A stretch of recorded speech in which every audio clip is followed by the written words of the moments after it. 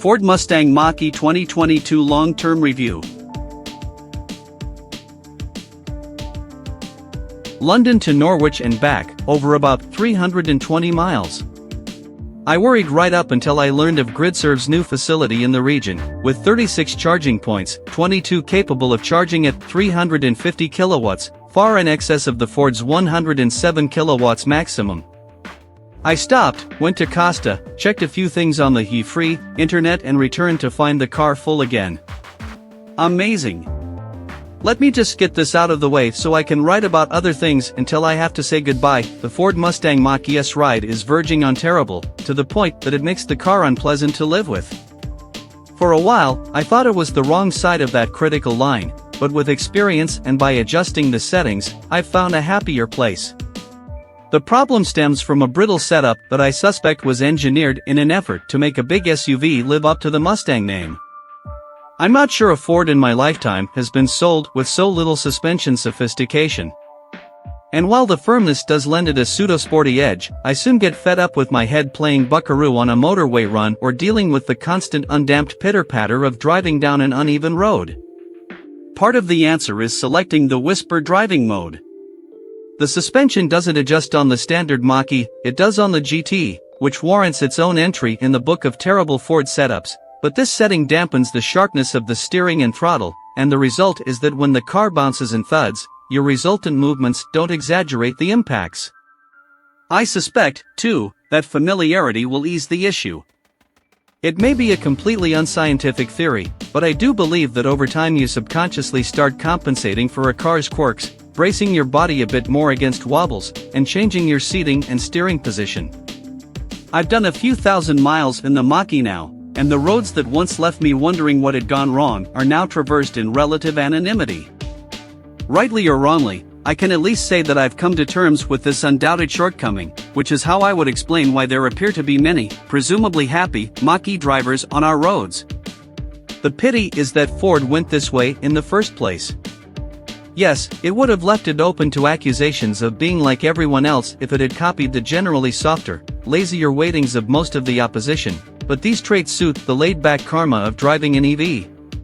The Kia EV6 and Hyundai Ioniq 5 have nailed it, their supremacy so clear that they are providing a halo effect for all future electrified products from the Korean brands. In contrast, good though the Mach E may be, these shortfalls mean questions about Ford's electrified future remain. It's a sign of the times that running this Ford Mustang electric SUV has elicited as many questions, queries and coups of intrigue as had it been a coupe powered by a V8. That in itself answered one doubt I had before I had driven anywhere. Purists may despair, but it seems the vast majority of modern motorists subscribe to the belief that the Stang moniker exists to intrigue, excite and push boundaries rather than sit solely on a fuel-guzzling muscle car, prior, presumably, to becoming extinct in fairly short order. That's a relief for me, and, of course, Ford, because it could easily be a distraction from what is, on paper at least, one of the most innovative and important new Fords in a generation, and to all intents and purposes the brand's first proper electric car. Coming late to the electric party, as Ford is, this is also a car with which it needs to land a Fiesta, Mondeo or Focus like Sucker Punch.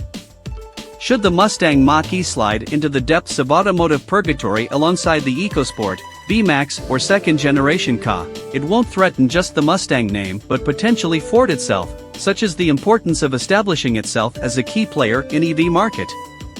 The good news is that reaction has so far been good, from our own 4-star road test verdict through to impressive sales figures around the world. In perception terms, at least, Ford is now considered, just about, on the pace when it comes to EVs. With respect to both, however, after more than 1,500 miles at the wheel of this already well-run Mach E, it arrived with 8,000 miles on the clock. I already have a strong sense that this is a car that will reveal its characteristics, both good and bad, over a prolonged period. One that I will highlight straight away, as I believe most drivers will notice similar in a short space of time, however, is the ride quality. I've seen it described by one over-enthusiastic commentator as beautiful, but I simply can't concur in anything other than its mildest setting. It's everything from unsettled to downright uncomfortable.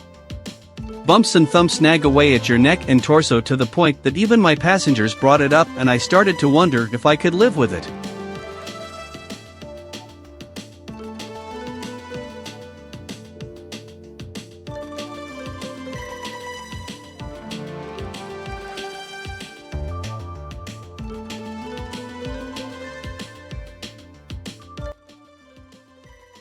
Thanks for watching. Drop a like. Leave a comment.